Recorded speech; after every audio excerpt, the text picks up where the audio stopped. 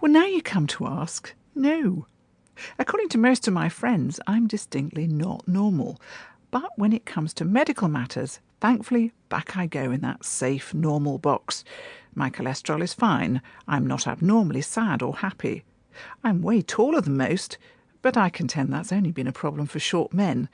And as for my weight, well, we'll hear about that in a moment. But overall, I think I'm pretty normal. I thought I'd better check, so I asked. Turn round, ducky. You look normal from the back. What do you think, Margaret?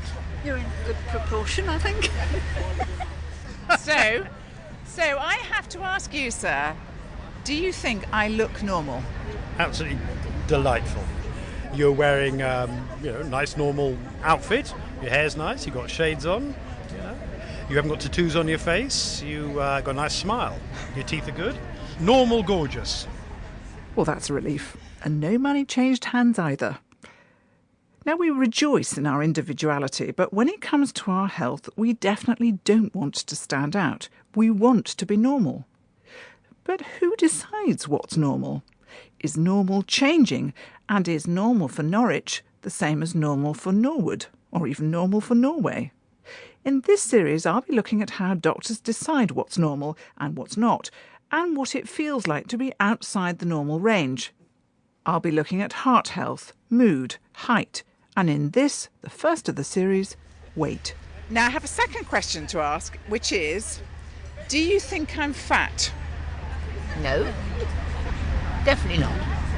Splendid. I'd like to be that shape myself. Now you see, now you're a skinny person. No, I'm not. I've never been this heavy. I've got a broader ass than anybody. Now you all look skinny. You're skinny. Not indeed. Size 16. I'd say that size 14 or 16 is average. But doctors aren't interested in dress size, and anyway, what's a normal 14 when every shop's 14 is different?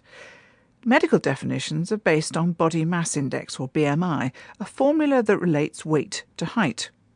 Not so long ago in the US, a BMI of 28, that's say 16 stone for a 6'4" man, wouldn't have raised an eyebrow. It was fine.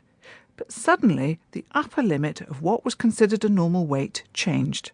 Literally overnight, something like 30 million people became defined as overweight because there were about 30 million people who had BMIs between 25 and 27. So remember, the definition for overweight used to be 27.8 in men and 27.3 in women. And suddenly, this decision was made to change that definition in both men and women to 25.0. Barbara Moore, president of Shape Up America. I think it was problematic because there is an issue with labels, and people were not happy to be considered normal weight one day and then be considered overweight the next day. In the end, they had little choice.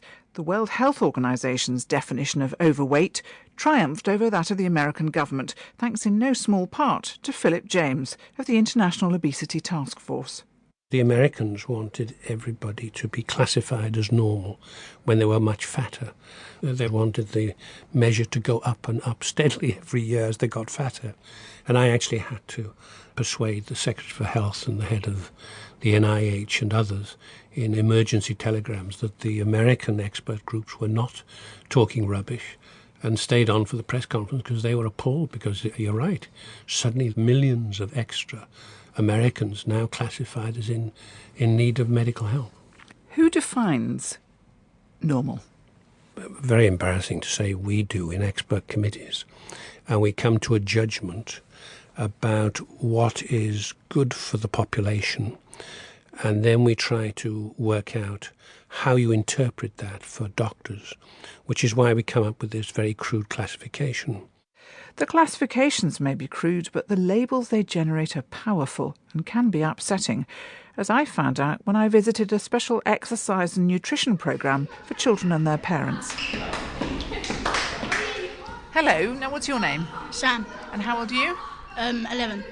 Now, if I looked at you, I would say that you don't look especially overweight. I think you look pretty normal.